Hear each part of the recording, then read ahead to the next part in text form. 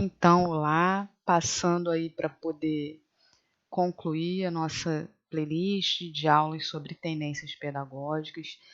Eu vou avisar que esse vídeo ele não vai ficar muito curto, porque a gente vai falar de pedagogia crítico-social dos conteúdos. Então, por mais que eu resuma, por mais que eu tente ser objetiva, essa teoria ela é extensa, tem muita coisa para comentar e muita coisa que não se pode deixar de comentar, tá? Porque o teórico dela é o Demirval Saviani e ele é muito pedido. Eu já vou deixar até uma dica aí. Se no teu edital vem assim, tendências pedagógicas, tu pode só estudar o Libânio, aquela divisãozinha lá, progressista e liberal, né? Que já está tudo aí comentado, esquematizado para vocês. Mas se no teu edital veio concepções de educação, eu estou ajudando uma galera aí de Itaguaí também agora, né, um pessoal de São Gonçalo. Então, se a tua prova é de São Gonçalo, esse vídeo aqui é para você, tá? Porque lá no teu edital tá concepções de educação, então é Demirval Saviani, e fica até o final, porque lá no último quadrinho eu faço uma síntese aí do pensamento dele, tá bom? Sobre as concepções de educação, e tem muita coisa para comentar que bate em, em provas, que bate em questões, e é muito importante, tá? Conhecer bem aí a pedagogia crítico-social dos conteúdos, tá bom? Dito isso, vamos iniciar, né, os trabalhinhos. Eu vou pedir, já sabe, né, a sua inscrição, porque para você não perder o que vai continuar acontecendo aqui no canal, que está ficando cada vez melhor. Eu tenho gostado muito de fazer isso, de construir esse entendimento com vocês. Sempre vou falar que conhecimento pedagógico não é nesse miojo, não é instantâneo, é construção, é dia a dia, é retomar aí a mente e aprender cada vez mais a dominar os pensamentos. Então, vamos lá. O que é essa concepção aí pedagógica, né? A tendência, tanto que ele já colocou aqui, ó, concepção pedagógica. Né? O Demirval ele não utiliza muito o termo tendência pedagógica, e a gente vai entendendo por quê na medida que o vídeo for avançando. Então, vamos lá. A educação como uma atividade mediadora no seio da prática social, Saviani, 1980. Tendência crítico-social dos conteúdos, né? O desenvolvimento do conhecimento está ligado ao mútuo condicionamento, pensamento e prática como processo e resultado, e consiste na superação da dicotomia sujeito e objeto. Então, o que acontece?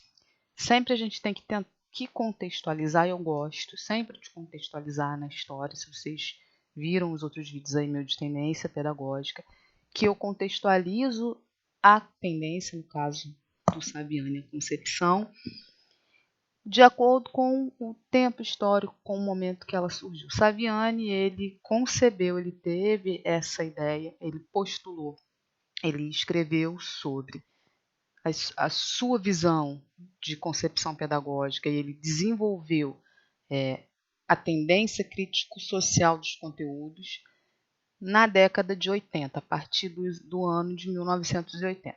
O que aconteceu na década de 80, na nossa história do Brasil? Aconteceu a retomada, né? A gente estava na luta aí do final do regime militar, da retomada da democratização da democracia, né? Redemocratização da sociedade, onde nós pudemos ir para as urnas, né? Finalmente, e votar. E aí, nesse contexto, a gente vai caminhar. A gente lembra que a gente teve vários períodos na história do Brasil, e nesses vários períodos predominou sempre as tendências liberais, né? Porém, você teve aí o surgimento de duas tendências críticas. Uma foi a libertária, né? Vamos relembrar, se você não viu esse vídeo, vá ver, lá, século XIX. E a gente teve a libertadora de Paulo Freire, que deu aí uma ferventada na década de 60, porém foi interrompida pelo regime militar, sufocada. E aí agora a gente está aqui em 1980, o regime militar passou, né? A sociedade precisa ser reconstruída, redemocratizada, então você volta a ter uma liberdade para se falar, para se pensar em educação a partir de outras perspectivas, essa coisa que então não se podia falar, não se podia postular, não se podia escrever, volta a ser possível. E aí o Demirval surge com a teoria crítico-social dos conteúdos, onde ele vai questionar tudo que se pensou em educação até então e vai trazer aquilo que ele acha sobre como deve ser a educação, como ela deve funcionar e qual é o seu objetivo. Tá? Então, quando a gente fala de pedagogia crítico-social dos conteúdos, é o Demirval Saviani, é 1980, é saída do regime militar, é retomada do processo de democratização da nossa sociedade, é o retorno, né, da liberdade de expressão. Então, os pensadores começam a surgir aí e a trazer os seus entendimentos, né, sem o medo de serem aí sufocados pelo regime que agora não funcionava, não fazia mais parte, né, da história do Brasil. Aqui, ó, tá aqui já. As propostas dessa tendência foram desenvolvidas no Brasil por Demirval Saviani, qual se baseia em vários autores. Só autores socialistas, gente, ó. Marx, Gramsci, Kautsky, Snyder, entre outros. Junto a Saviani, temos vários outros educadores que elaboraram a favor dessa corrente, dos quais o Libânio faz parte dessa corrente, esse outro aqui, o Carlos J. Cury e o Guilherme N. de Mello. Então, foi uma corrente, mas o Demirval deu aí o pontapé, ele deu o pontapé e ele deu as bases, tá? Dessa corrente de pensamento sobre educação, que é a crítico-social dos conteúdos. E como a gente pode ver aqui, Marx, Gramsci, então a gente está falando de autores socialistas, né? Vamos lembrar. Se a gente está falando de autores socialistas, então a gente está falando de uma pedagogia que na divisão entre liberal e progressista, ela vai entrar na progressista. É a nossa terceira e última pedagogia progressista aí. Quais foram as outras? Libertária e libertadora, né? Como as outras tendências progressistas, a libertária e a libertadora, a crítica social dos conteúdos também está preocupada com a função transformadora da educação em relação à sociedade. Gente, isso é a marca, sempre falo, sempre vou retornar. O que define eu dizer que uma tendência pedagógica é progressista?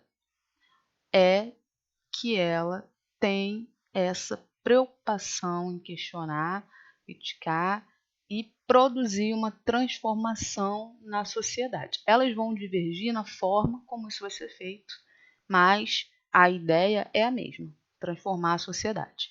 Se a gente pegar, né, os pensadores que baseiam todas as tendências progressistas, que são pensadores marxistas, socialistas, ou anarquistas, que é o caso da libertária, então você vai ter aí uma transformação de uma sociedade capitalista liberal que tem a sua base na luta de classes, né, ou na existência das classes, na divisão de classes, para uma sociedade onde essa divisão não exista mais, porque para todos esses pensadores essa divisão gera todas as injustiças que a sociedade vivencia. Então, a função da escola para as pedagogias críticas é transformar a sociedade, transformá-la aos moldes dos pensamentos marxistas e socialistas, ou seja, que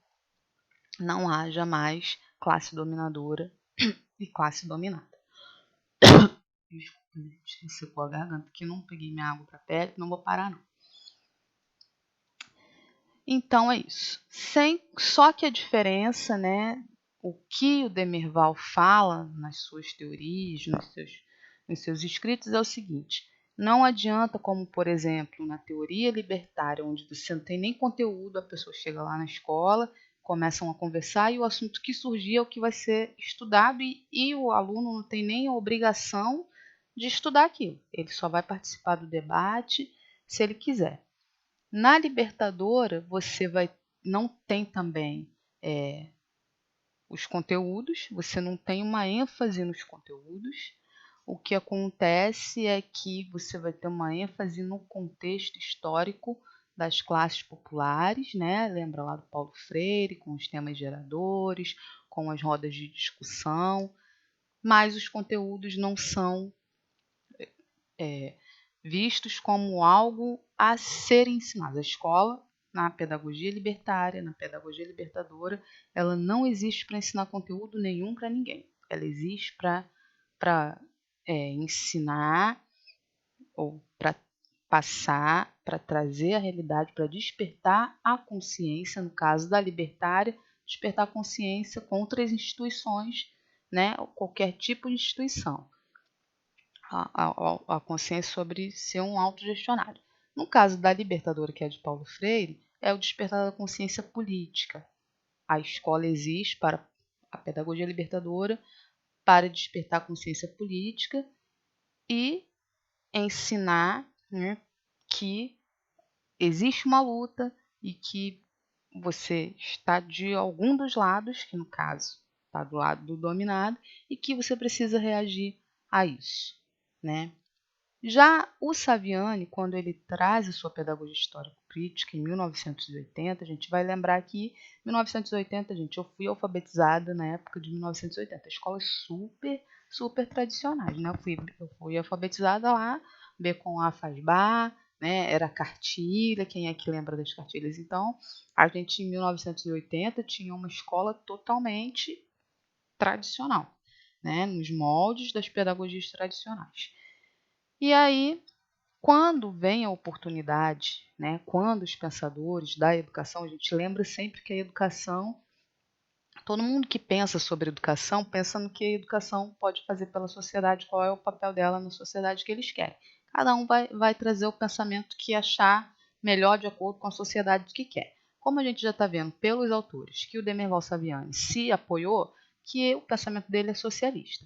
Então, quando há reabertura política do Brasil e sai o regime militar e se começa a debater sobre várias coisas, eu digo sobre a política, sobre o sistema, então os pensadores veem o quê? A oportunidade é agora, né? Então, vamos sentar, refletir, analisar como a gente pode utilizar a escola para essa transformação.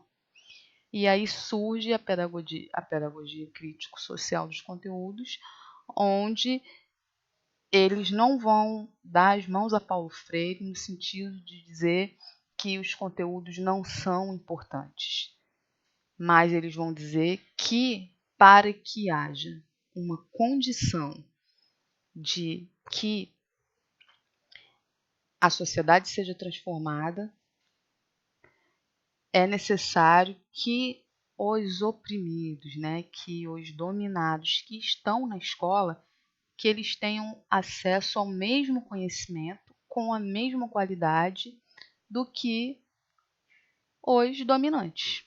Então, não adianta você ter uma escola que não passa os conhecimentos formais, que não transmite os conteúdos formais, porque você vai estar tirando das mãos dos oprimidos, dos dominados, né, da classe dos operários, como todas essas nomenclaturas, você vai estar tirando dessas pessoas a possibilidade, o instrumento que eles poderiam usar para lutar contra os dominantes. Então, ele se distanciou dessa coisa de não vamos ter conteúdo, não vamos dar conteúdo, vamos ensinar só a pensar, vamos só ensinar a criticar. O Demerval Saviani não se alinhou com esse pensamento e trouxe um pensamento de que a escola ideal para ele, para que essa transformação da sociedade possa ocorrer a longo prazo, porque desse tipo de forma como ele pensa vai ser uma coisa que vai acontecer a longo prazo, né? Uma transformação dessa não é da noite para o dia. É que você vai ter sim os conteúdos, porém você vai ter os conteúdos pensados criticamente.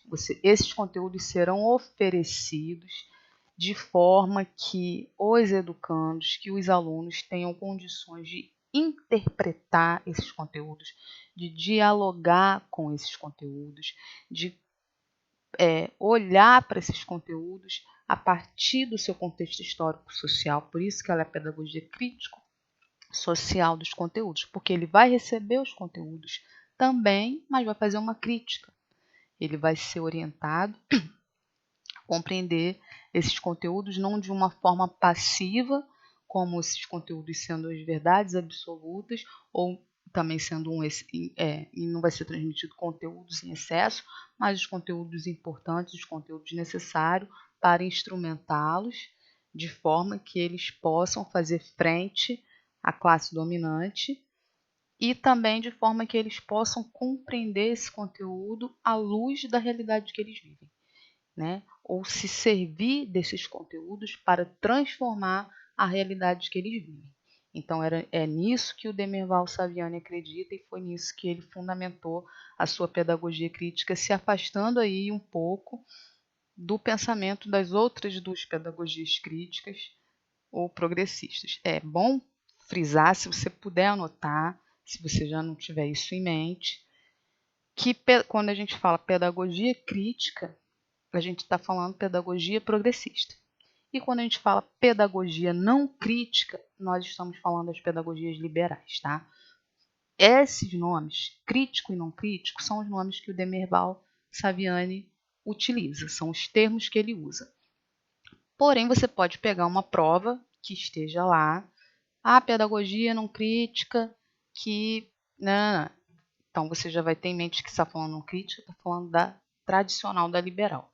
E, por outro lado, se você pegar a pedagogia crítica, está falando das pedagogias progressistas, tá? A libertária, a libertadora e a histórico-crítico-social. Ela é chamada de crítico-social ou histórico-social, tá bom? Dois conteúdos, por causa dessa questão de que para ele os conteúdos têm que fazer parte do processo de ensino-aprendizagem, o aluno tem que ser exposto, ele tem que aprender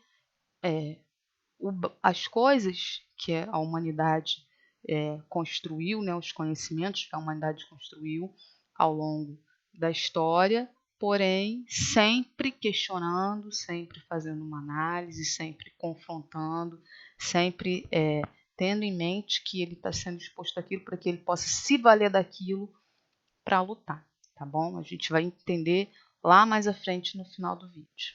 Isso aqui é uma citação, né, de Aranha. Aqui a gente já está em 1996. O que acontece com a pedagogia crítico-social dos conteúdos? Ela começou a ser falada em 1980. Só que o que acontece em 1980, gente? Em 1980, a sociedade brasileira estava saindo, né? A gente tem aí a nossa Constituição Federal, que é uma década de 1980, a Constituição Cidadã. Então, a nossa sociedade ela estava saindo ainda do regime militar e construindo para iniciar a construção de um novo tipo de pensamento, de um novo tipo de entendimento acerca de sociedade. É mais ou menos assim. Houve, né, lá toda aquela efervescência na década de 60, o regime militar veio, sufocou os movimentos que queriam essa transformação, porque naquela ocasião eles vieram de uma forma, vamos dizer, revolucionária mesmo, de armas na mão, né? As lutas aconteceram por vias mais intensas. Quando tudo isso passou, então agora vai se retornar esse debate, vai se retornar essa luta, só que agora não vai ser mais declarada uma guerra, agora vai ser feito de uma forma implícita na escola, né? Por isso que o Demerval Saviani, um dos seus autores lá dos seus fundamentos é o Gramsci, né? Onde você vai infiltrando um outro tipo de pensamento, pensamento crítico, pensamento progressista, porém de uma forma mais construtiva e não destrutiva. E como é que vai se fazer isso? Principalmente por meio da escola. Então, aí a partir de 1980, você vai ter cada vez mais um avanço da pedagogia crítico-social dos conteúdos nas escolas. Hoje em dia, né, dependendo da universidade que você faz, dependendo da escola que você estuda, você vai ter uma ênfase ou da Libertadora, de Paulo Freire, ou você ainda vai ter muita ênfase aqui da pedagogia crítico-social dos conteúdos, que ela é muito defendida ainda. Vou dar um exemplo. PCN é um documento baseado, um documento chave aí da pedagogia crítico-social dos conteúdos. Ele é feito, vamos dizer assim, com a ideia dele, a essência dele é crítico-social dos conteúdos, diferente do que nós chegamos agora com a BNCC. Vocês vão observar que tem redes que estão pedindo ainda o PCN, como, por exemplo, Itaguaí, como, por exemplo, São Gonçalo, e algumas redes pedem também a BNCC. Então, quando pede a BNCC, já está ultrapassando, vamos dizer assim, o pensamento da banca ou o pensamento da rede, já está ultrapassando o crítico social dos conteúdos para um outro momento.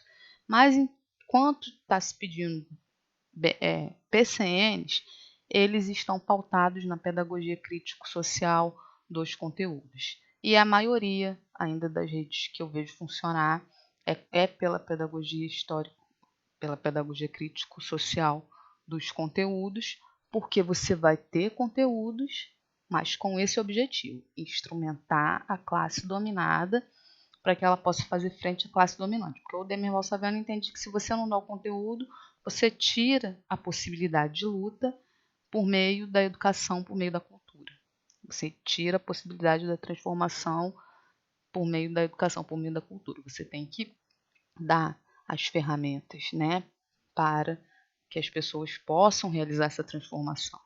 E isso é feito por meio da educação. Então, ela é conhecida também como histórico-crítica e busca construir uma teoria pedagógica a partir da compreensão da nossa realidade, ou seja, você vai ser levado a compreender a realidade, não vai ser alienado do que te acontece, do lugar que você está, da posição que você ocupa na sociedade, mas vai ser também instrumentado pela educação por meio de conteúdos para lidar com isso, então iniciar o processo de transformação pessoal.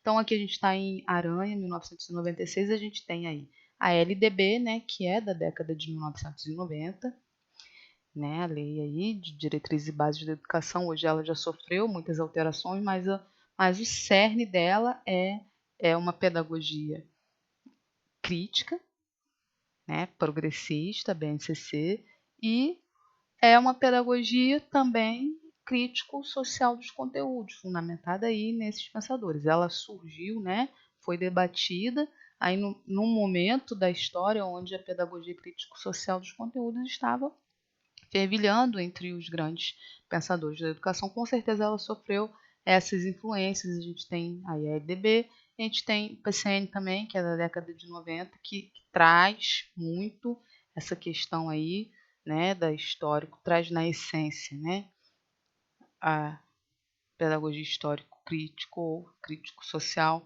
dos conteúdos. Vou dar um exemplo. Em 1990, na década de 1990, eu estudava, fazia, na época era a sétima série ou a sexta série, e o que aconteceu?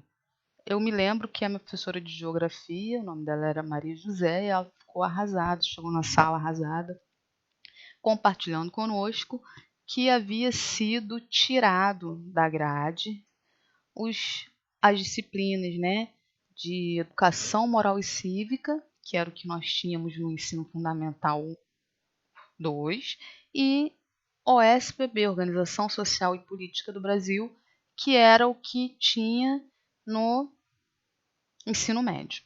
O que isso representou? Isso representou uma vitória, entre aspas, aí, das pedagogias críticas, porque quando você diz educação moral e cívica, né, você tem todo um peso, tanto de uma educação tradicional nessa disciplina, como de uma educação ainda tecnicista, né, ainda das bases lá do tecnicismo, ou seja, governo militar, regime militar. E o ASPB é a mesma coisa, Organização Social e Política do Brasil, onde você aprendia como é que funcionava, né, todas as hierarquias, os poderes do nosso governo.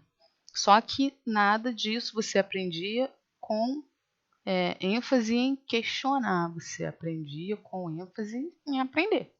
E aí veio a década de 1990 com toda essa força da pedagogia histórico-crítica e retirou da grade essas duas disciplinas, tá? As opiniões na época foram divididas, mas não ficou mesmo.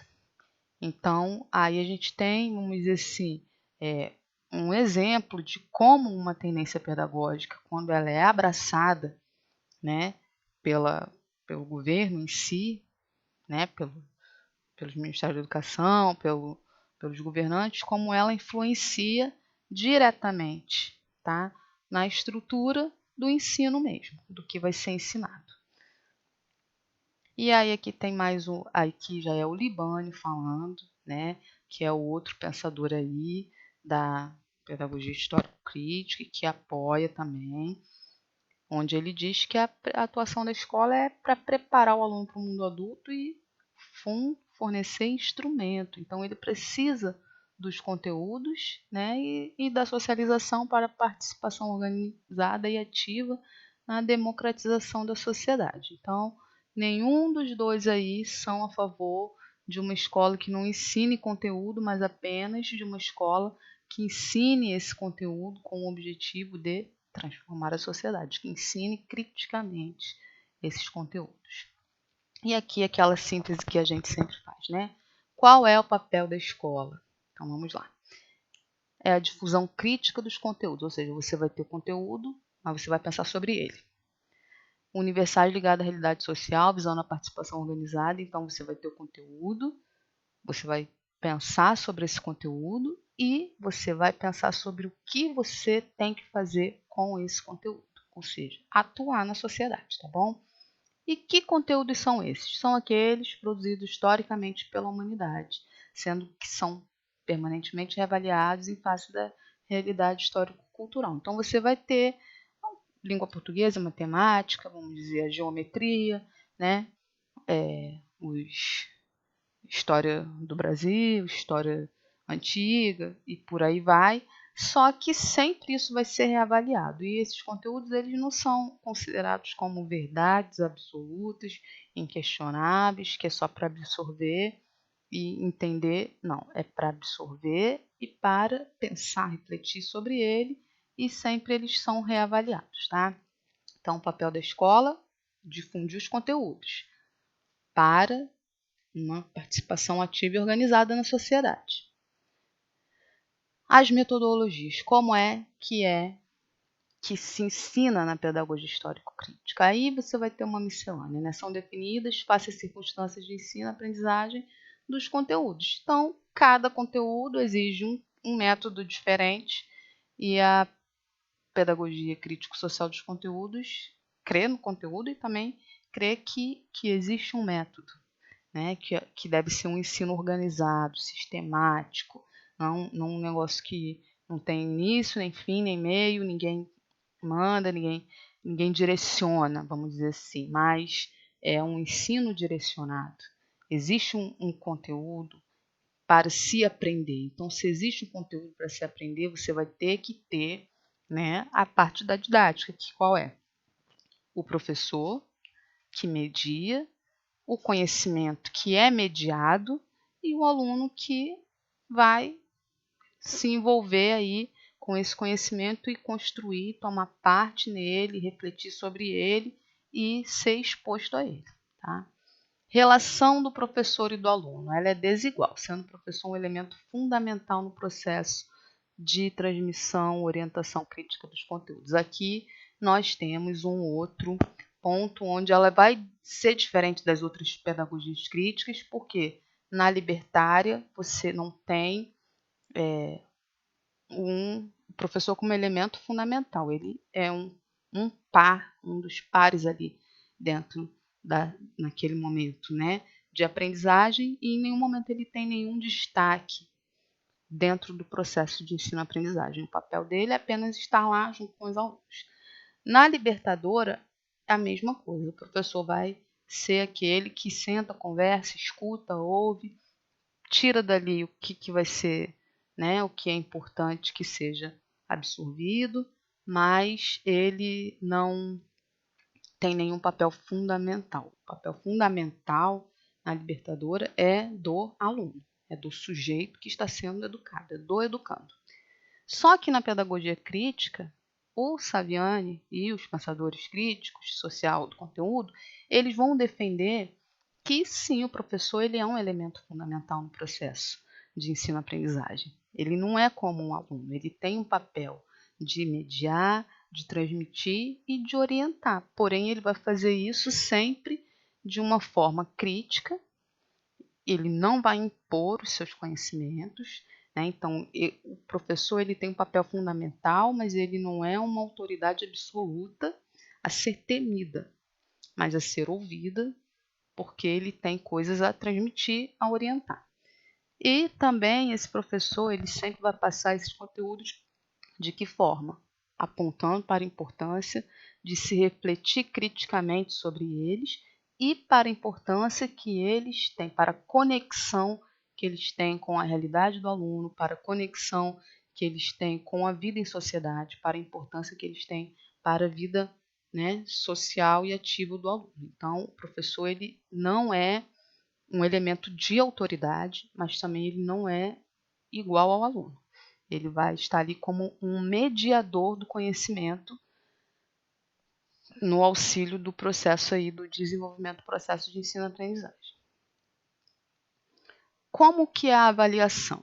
Né? As modalidades de avaliação são realizadas de forma interativa, sendo aplicada numa perspectiva diagnóstica continuada e participativa. Aqui a gente tem uma avaliação que, como costuma ser as avaliações nas pedagogias críticas, uma avaliação mediadora, uma avaliação diagnóstica e também uma avaliação processual. Eu tenho lá na lista de Itaguaí, na playlist, um vídeo só sobre avaliação. Se vocês quiserem, vocês podem conferir lá. E o que acontece? Quando eu digo que a LDB veio aí, né, no bojo, né, na efervescência da pedagogia crítico-social dos conteúdos, a avaliação que a LDB defende qual é? Quem já leu LDB, quem estuda que sabe, é aquela avaliação, né, que propõe, a LDB propõe uma recuperação paralela e uma avaliação baseada nos aspectos qualitativos e não nos quantitativos. A LDB já está dizendo assim, professores, abandonem a forma de avaliar que vocês tiveram até hoje, que era baseada em números e notas, e avaliem seus alunos por aquilo que eles são capazes de demonstrar no processo. E a recuperação é paralela, ou seja, é uma recuperação também dentro do processo. Se você vai recuperar no processo, você está avaliando no processo. Né? Então, aí a gente vê um reflexo dessa tendência fortíssimo na LDB. Né? Então, é avaliação mediadora, avaliação diagnóstica, avaliação no processo. Tá? Então, você tem lá, se quiser saber mais sobre como é essa avaliação, como são, quem são os seus pensadores, meu vídeo está lá sobre avaliação na playlist de Itaguaí. E as considerações gerais, né? O engajamento político e o poder se dá pela apropriação crítica no conhecimento. A educação deve ser diretiva, porém não autoritária. Então vamos lá. O engajamento político, assim como Paulo Freire, os críticos social do conteúdo também acreditam que a educação é um processo político. Sim, só que diferente, eles acreditam que o poder de fazer da educação um ato político, ou seja, de utilizá-la para transformar a realidade, romper com o sistema que se conhece, que esse poder é dado através da apropriação do conhecimento. Então, a função da escola, sim, é instrumentar o aluno com conhecimentos e conteúdos de forma crítica para a luta e a transformação da sociedade. E o outro ponto, a educação deve ser diretiva, porém não autoritária. Aqui a gente tem uma definição do papel do professor nessa pedagogia. Ele vai direcionar o processo, porém ele não é uma autoridade inquestionável sobre o aluno. Então, porque a gente tem a não diretividade, autogestionário, e aqui ela não é defendida isso não. Existe um processo que precisa ser direcionado, por alguém. O professor está ali para fazer isso, mas isso não faz dele uma autoridade absoluta. O que é autoridade absoluta, gente? É aquela autoridade que fala, todo mundo se cala, que abaixa a cabeça, que o professor entrou, vamos ficar em pé porque chegou o rei. Então, essa pedagogia não defende essa postura de autoridade, que não pode ser questionada, que tudo que ele fala é uma verdade plena, mas também não defende que o professor não tem um papel diretivo no processo. E agora sim, o último quadro aqui, vamos fazer uma